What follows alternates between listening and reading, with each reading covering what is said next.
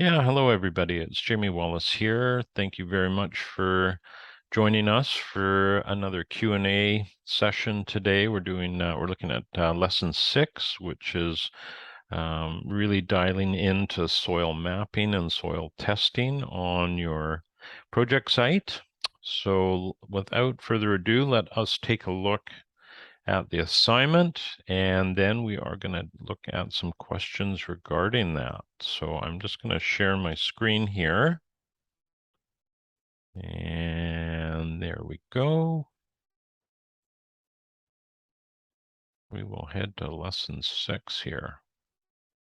Okay, so you can see that lesson 6 is divided up into 3 different parts. The first part is we have soil mapping. So in this step, we are going to look at existing soil maps,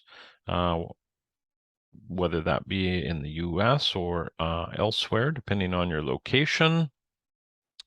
And with that, very, very lucky. Everybody in the US that has the USDA Web Soil Survey mapping at their disposal. It's quite an incredible resource, and takes a little bit of work to learn it, to learn the site. And we have a little bit of a tutorial here on that. And I would highly recommend, if you do have any challenges with it, you take a look at this tutorial. It's give you a bit of an insight on the usage of this very valuable tool.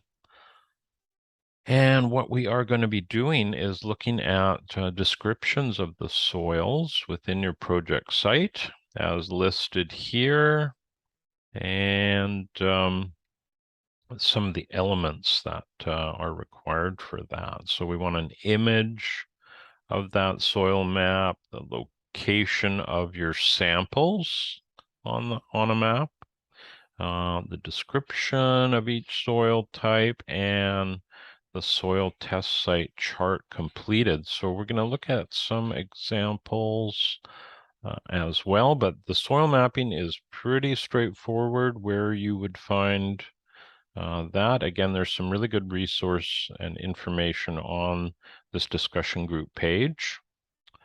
And then we're going to do what's called a jar test with your project site soils. And you're going to do a number of different analysis.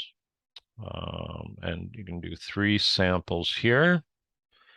And basically, again, we have some really good tutorials to help walk you through that process. It's pretty straightforward. You're just going to follow the instructions within the video, and then give your jars a little bit of time for all that sediment to settle. And then you'll be able to take a look at the percentage of sand silt clay within your project site and compare that to the USDA mapping. So this is a really interesting step to go through. And we look at soil texture. Let's see, we're going to look at also infiltration or percolation rate, because we want you to excavate a hole and fill it with water and monitor how quickly that drains out. So all of the elements are asked for at the bottom here. So that's a very interesting part of the assignment. And then we do a little bit of a narrative and analysis where we look at comparing the map to your actual jar test. We're also going to look at ways in which we can build soil. So what local materials that you have, some of the limiting factors that you can identify. And of course, if you're making your own compost, we need to look at nitrogen and carbon and what some of those materials might be that you have access to, some other resources, and you want to fill in the soil building goals chart and include any images. So there's more resources on this tab here. If where I live in British Columbia, we have an excellent soil map service as well. And here is the rubric. So this is always really helpful to take a look at when you're putting together your assignment. So the mapping is worth up to 4. Your soil test is 5, and then your analysis is 4. And of course, we have a SWOT analysis. So there's a total of 14 points. All right. So let's just take a look, excuse me, at a couple of student examples.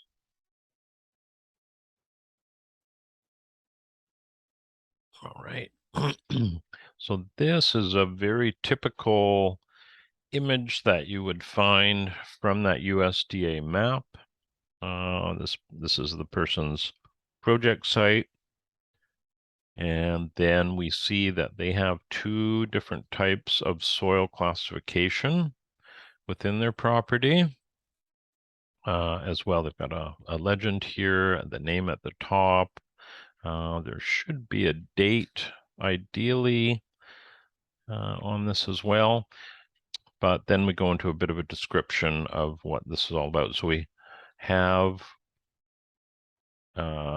loamy fine sand and Zimmerman fine sand. So that is very interesting. And so this is also off of that USDA site. And then we go to the test itself, where we have 3 test sites, and they're shown here on the map. So this is a base map, and it's indicating where the tests are taking, a little bit about microclimate and vegetation on that, and some images. So the images are really helpful. And then a reason, like why are you testing the soil in this area? And then we get into each test itself. Now, looking at this right now, I would say this is not a super example of this assignment. Let me take a look at another one. Certainly the USDA map was. This student here is from BC, Canada, so the mapping is a little bit different.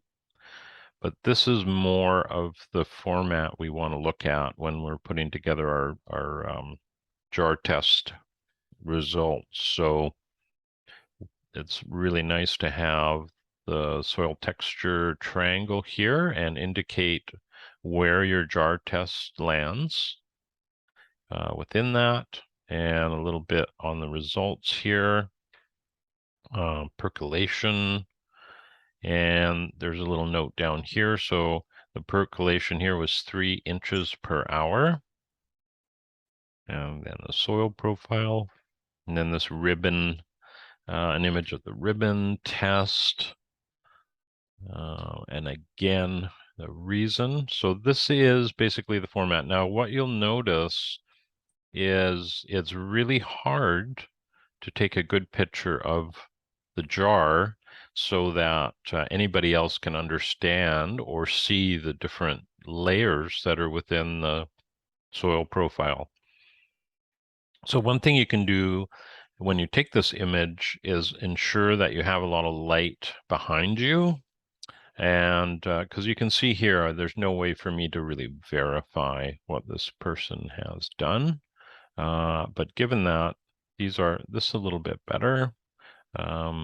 However, this is probably the hardest part of the assignment, is getting that a really good image of that jar. But this is the type of format we want to do. And then we get to this narrative where we're comparing all of these different tests with the soil mapping tests that we had looked at, or sorry, soil map results.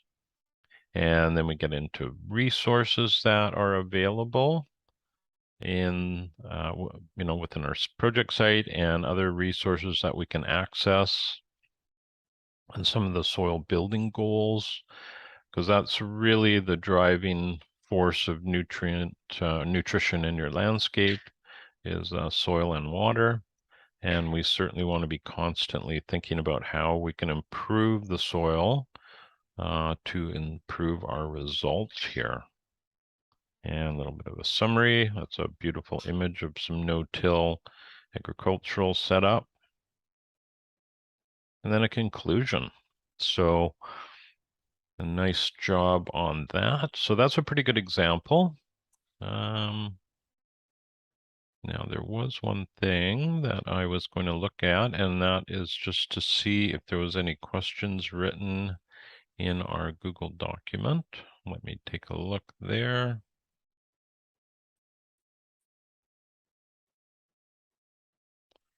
No. All right.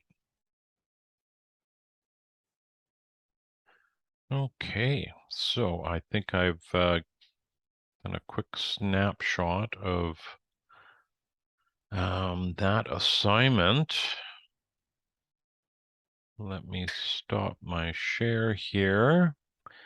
And yeah, Pandora, do you have any questions that you'd like to have addressed regarding the assignment? And if not, totally open to chatting about any other assignment or part of the design process or whatever you want. We've got, a little over a half an hour here, so completely up to you how you'd like to proceed. Typically this is a fairly light assignment because lesson 5 was pretty heavy.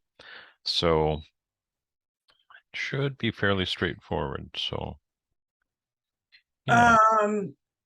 I'm not coming up with too many questions on that. I Okay. filled a lot of it out before the break, so we could take a look at that. Sure, whatever you'd like to do. Do you want to just put your document link in the chat? Yeah, let me. Here we go.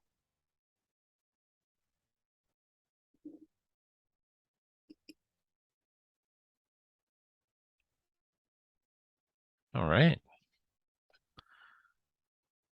So here, oh, we're at site water analysis. Okay. So here is sort of a macro that you've got on the soil survey.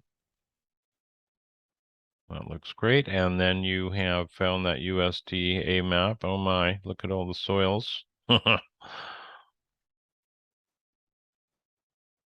Yeah, it's amazing. Even on small sites, you can have quite a cross section. So you have a lot of different soils there. I'm wondering how accurate that is because, like, the area we're dealing with is way down in the right-hand corner where there's like a red dot and the Right. white like clearing. So, I mean, it has a soil name for there. A lot of that is wetland, or, a lot of the other parts of the property are river or wetland. So there's one soil that's like named. It looks, I mean, that's a pretty big area of soil they have named there. And yeah, the 15D. Is that what you've carried over? Yes, you did. So you got a silty clay loam. Wow. So quite a bit of clay. That's very interesting. So as so soon I as you, do have the other soils listed on the bottom of the page right there, but right. I don't think those are as important. Yeah, because certainly in your set context, you can't, nor is there any advantage in really looking at the whole site, because my understanding is your main focus is right in this area. Is that Yeah, it's accurate? just really, I don't know, maybe 4 acres or something out of 120. So, Sure. Yeah. and then there's another area by the entryway that we could look at. But right now she has that rented out to someone, and it's covered with their like large earth moving equipment. Ah, okay. Yeah, well, this sounds like a good idea, is to really dial into that area, and that's where you've done your jar test here.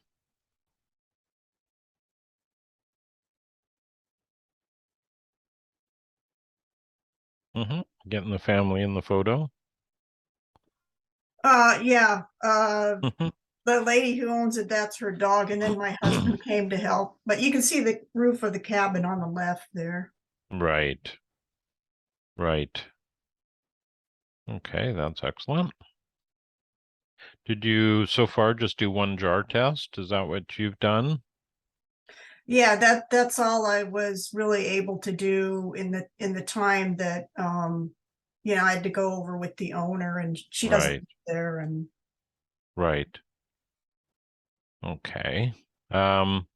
What you might find, I don't know if you went as far as filling your jar up yet. Did you just take your sample back with you? yeah, I've done the jar and ribbon test. I took it back with me, and so I haven't put the photos up for those yet. Right. So what you might find is you have I'm not sure if you took a little soil out of your jar. Um, Usually kind of 50-50, 50% water, 50% soil is a good guideline. That's Uh, what I did do, but oh, cool. I took some out for the ribbon test. Ah, good idea. That's nice looking soil from the. It drained very quickly. Hmm. So that I'm sure is a bit of a surprise. Um, do you know from your result where you've landed on the texture map here? Where the No, text I don't think I just shook the jar and set it on a shelf, so I haven't looked Right. at it yet. So what you might find is if it does have a high amount of clay, that the clay tends to suspend in the water for quite a while, and it may just look really cloudy for a while. So don't get discouraged. It just needs a little bit more time. But the interesting thing is and I'm not suggesting that you want to do this, but anytime you get above 30% with clay in your soils, it is appropriate for pond construction without using a liner. So I'm not And she suggesting. did dig a pond too, so Hmm. yeah. Yeah, so that's interesting. Well, you got some nice images here.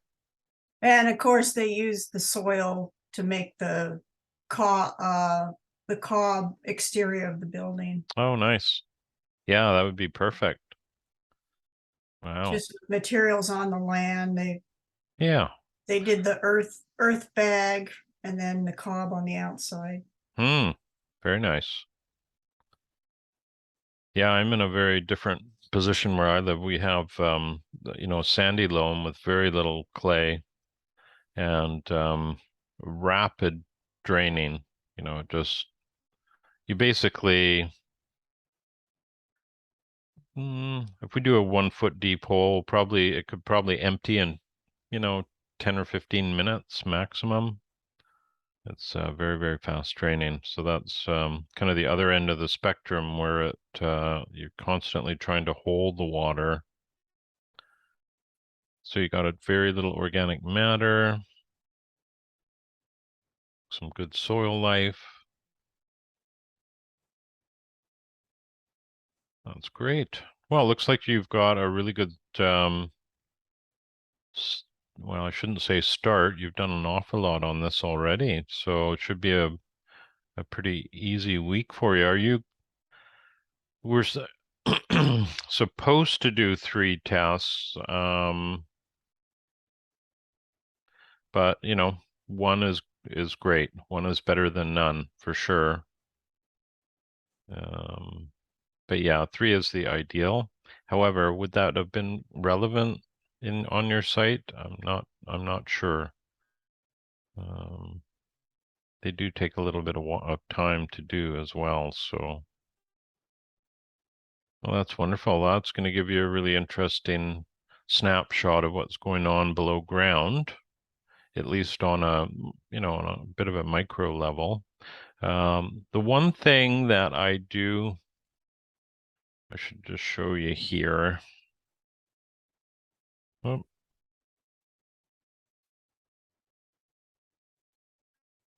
one thing I do mention to people is, soils are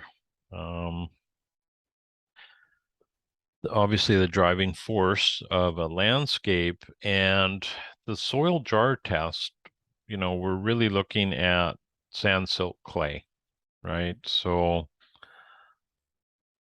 that is an important component. But the other part of the soil that we don't really focus on as much in the course is the life within it. And I do encourage people that have an interest to explore a little bit more on this topic is take a look at some of the work that Dr. Elaine Ingham has done. And I've taken her online program before, and it was quite an eye-opener. Um, I was very fortunate all through my career. Soil life and building soil has always been something that's been impressed upon me by the people that I worked with. And you can tell the work that Dr. Ingham's done here on the soil food web, which she was a big part in discovering. And this is a map that she had. It's very basic that she had put together, but this is what it's all about. And the soil food web is the driving. It's not the texture that drives nutrient cycling, it's the life within the soil that does that. And so this is a very interesting element to explore, and a huge rabbit hole to go down. At one point I felt I was going to go the soil food web consultant route, and I'm glad I didn't. I don't really want to focus on any one particular thing. I like the broad approach, but just learning all about this and learning, it makes sense when you when you learn a bit more about the soil food web, why things like no-till are so effective. You're not wanting to set these organisms back when you go and, crop out or build a bed, or these are the items you really want to be thinking about, not as much of the plants. So if you cultivate your soil, your plants, if they're the right plant for the right place, are really going to respond well. So I would encourage everybody to look into that a little bit. Yeah, she's excellent. Yeah, that's been kind of one of my goals recently, is to learn more about that, and kind of so that I can share that information with other people. I was able to talk to her quite a while because I'm putting together a podcast, and she her and I chatted for quite a long time. Mm, But I have people find me. I'm kind of retired, but people are finding me, I guess, because there's no one to help with some of these things about putting right. together like wildlife friendly gardens. Yeah. And yeah, I'm helping a few people with that, and they're just starting to learn this, but I'm trying to put together like verbiage. How do you at first try to describe, the life there is in the soil, and how important it is, and not to just uh plant your plants and, put the fertilizer or whatever they tell you, at your local nursery. Yeah. How do you describe that? How do you describe the importance of that to your clients? How do I describe it? Well, Um, I really just reference the soil food web as being, it's fully responsible in, I'll say, most landscapes for cycling nutrients. So if you don't have good soil life, you're going to be lacking in that nutrient cycling. So that is plant available nutrients that these organisms either exude or it's a byproduct of their death, because there's a pyramid of, um, we'll call it prey and predator within that world. And, you know, it's quite an amazing process. So what I try and impress on people, and I have for decades, is avoid using synthetic fertilizers um, at at all costs, um, because they have such a negative interaction with soil life. Whenever you add anything to the soil that has a salt base, it's going to create challenges for anything living within it. And it's a huge rabbit hole. But luckily, we can see some of those larger soil organisms, and people inherently will know that, if you see a lot of worms in your soil, that's a good thing. But there has to be that complete soil food web present for there to be a good worm population. Um, so it's a tricky one to explain in detail quickly, but I think, for the most part, people that we interact with, our clients, they get it. So they understand that you want to build not only the ecological elements above ground, but below ground.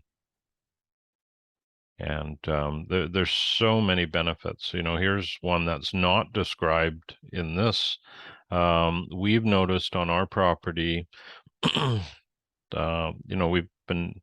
grow 95% of our own annual vegetables, and we have been doing so in a no-till setting for years. And every year we are seeing more and more and more native bees. And so that lack of disturbance plays a huge role in that. And not only in the annual beds, but we're just very mindful of what we're doing in the landscape. Now, saying that, we're in the middle of a huge renovation right now where we're putting in, we've ripped out a small pond and we're making that larger. So that's been a big disturbance. But when that is complete, that'll be good for another couple of decades, and that'll just help improve the area. So that's kind of a long-winded answer to your question, Pandora, but it's certainly, and it always has been, even before my days in permaculture, the soil food web, I didn't know it by that name at that time, but cultivating soil was what we've always done. And then the plants are expressing themselves, given they express themselves in terms of, how well you've done at cultivating your soils. So that's something we've done, I think, quite well in the past, where we can get a really quick result on a new landscape. But for the most part, compost is responsible for that. Good quality compost. So yeah, investing in soils is a great thing to do. So yeah, that's kind of our approach. But it is a pretty big wormhole, and you can really see on an agricultural scale, the traditional agriculture, how destructive it is to those soil organisms. And then once you've continually knocked back those populations, you're increased your dependency on synthetic fertilizer, as well as any other herbicides or pesticides. So it's a slippery slope, and it's just, yeah, I'll kind of leave it at that. Oh, great, thanks. Yeah, I made some notes on some of your verbiage there. Hope you don't mind. Oh yeah, no problem at all. I must say, if you want to really get into it more, Elaine has some great courses, and I've it's been a while. I don't know if she still has the same course set up, but it looks like there's several different steps here that she goes through, and yeah, it's invaluable information. Um, and I think we're going to just find as we go forward in time, and there's now politically pressure on reducing nitrogen-based fertilizer use in agriculture, that people are going to be opening their eyes to a different way of creating fertility within soils, um, rather than ignoring what should be there in terms of the soil food web. So yeah, I can't recommend that highly enough.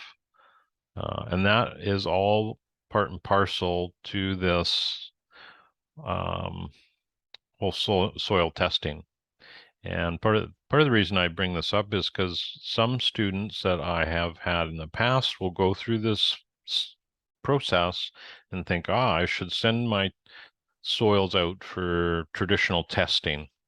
And I think that's a great idea. It's just part of the picture. It's not the full picture. And you can, and probably where you are as well, Pandora, you find a soil food web lab in your area, and you can send off a sample to them, and they won't give you the sand silt clay. They won't tell you the texture of that soil, but they are going to tell you what is living within it. And that, coupled with the crop or whatever you are trying to grow, they can make recommendations on how to increase, the alignment of your soils to the crop you're trying to grow. Whether that's vegetables or a perennial crop, or you know say you're a strawberry farmer, or whatever it is. They do have these specific requirements, and it's quite amazing, and it sort of drops into soil succession. That's another fascinating topic, and I think we touched on that a little bit already. But with soil disturbance, you get a reduction in fungal organisms. They do not like having their home disturbed.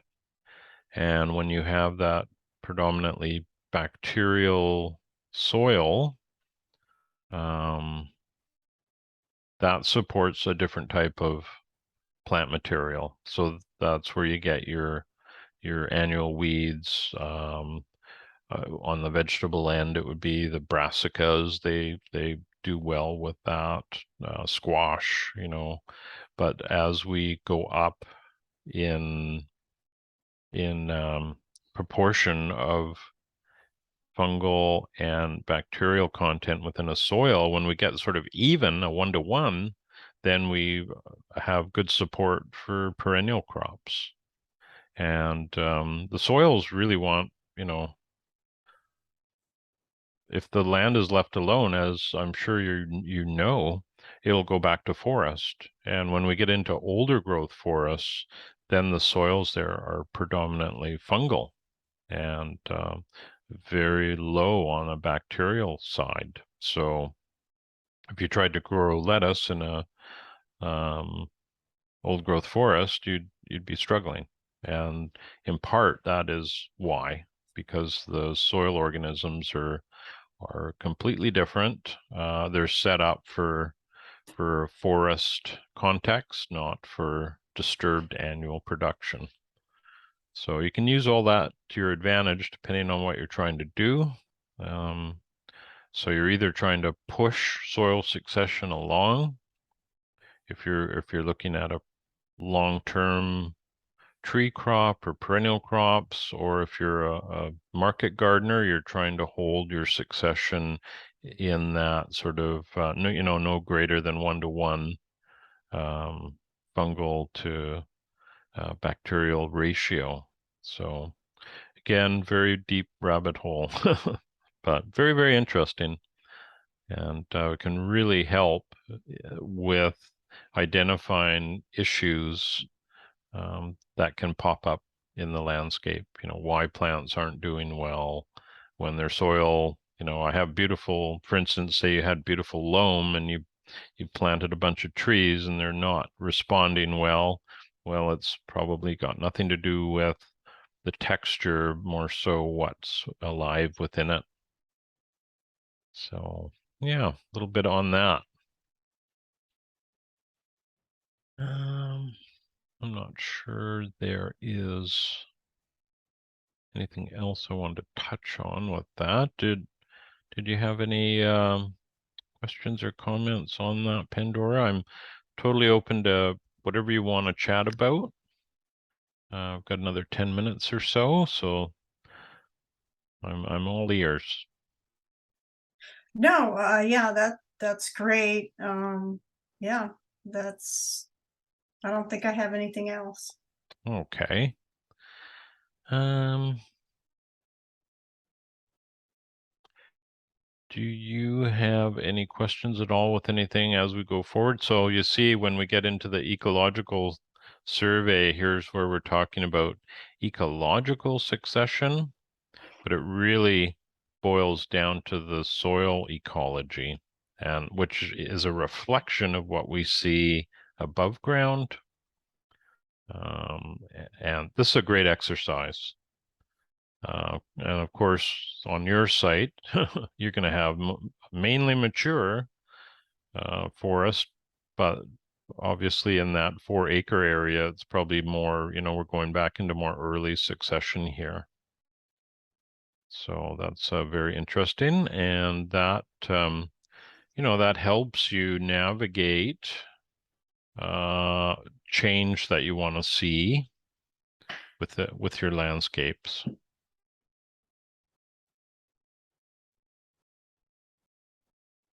Yeah, so that is coming up, but for the coming week, we're mainly looking at soils here. Yeah, you've got a fascinating site, and it's going to be very interesting to see how your design unfolds in the next 10 weeks. We're still in the site analysis phase of the design, and you can see that that is pretty extensive.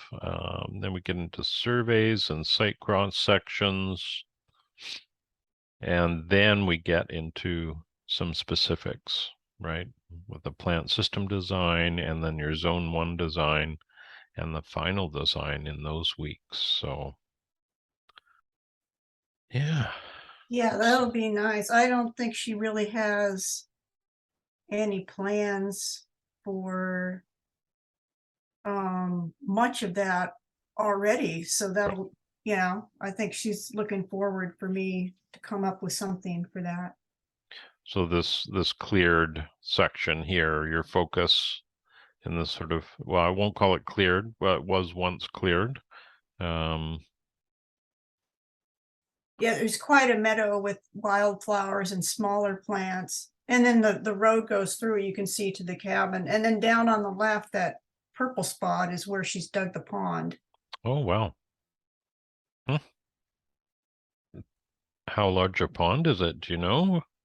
Must be a fair size. Oh, yeah, I mean, it's not, wow. It might be 20 feet long or something. Just a small one then, eh? Well, I mean, it's swimmable. The dog gets in there and swims. Mm-hmm. And it So, holds water well? yeah, I mean, I was there in the heat of summer and it was full of water. Wow. Does it have an obvious supply, or do you think it's groundwater coming in? Um, that's a good question. Because the wetland is kind of right next to it. Right. So So there's yeah, I don't know. hmm. Is it So just there rainwater? could be overland flows going towards it, but it could also be just a reflection of the groundwater. Hmm?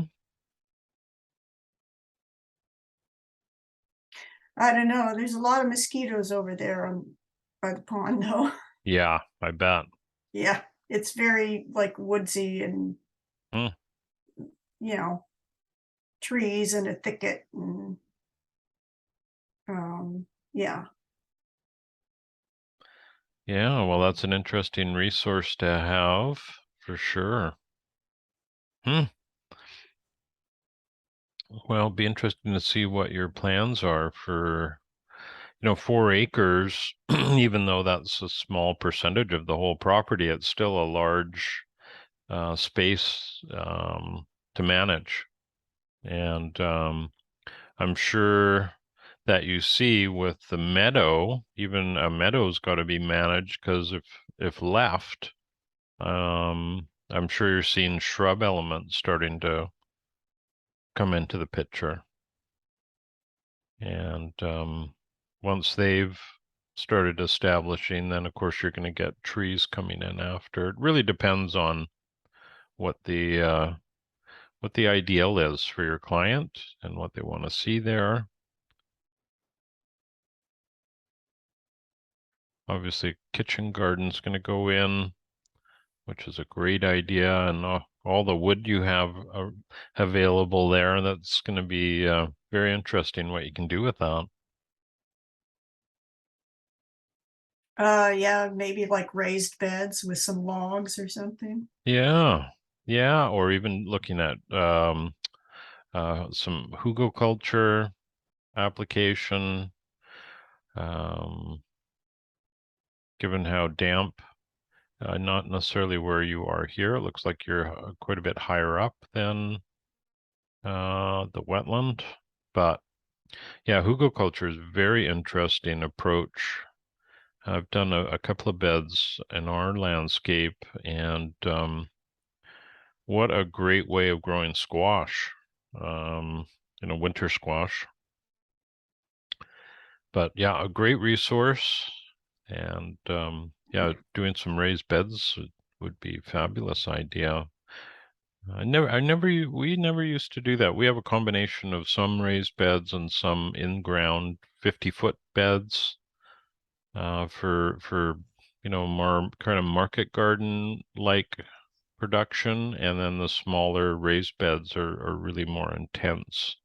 Um, but I love growing our own food. My wife does most of it. Uh, I help where I can, but yeah, it's very satisfying eating your own vegetables. There's no doubt about that. Yeah, I mean, I've used raised beds and I didn't have that much interest, but I'm finding as I get older, I'm appreciating raised beds and especially smaller raised beds. Yeah. And you can even utilize this whole hugelkultur concept within a raised bed by we will often, actually the last 2 raised beds that we did on our landscape, we ended up putting logs at the bottom, woody debris in the bottom of the planter. And then the rest of the planter was basically 100% compost. It was compost that we had created over time. And I can tell you the performance of those areas is it's mind-boggling. Very, very, very productive. So that nutrient cycling is fabulous, and minimal inputs from our end. So very happy with that approach. All right. So do you have anything else you'd like to chat about, Pandora? I'm happy that you were able to attend today's Q&A.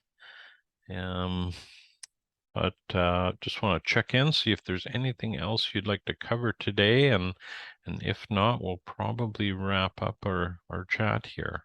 Yeah, no, that's great. I say wrap it up. All right. Well, thank you again for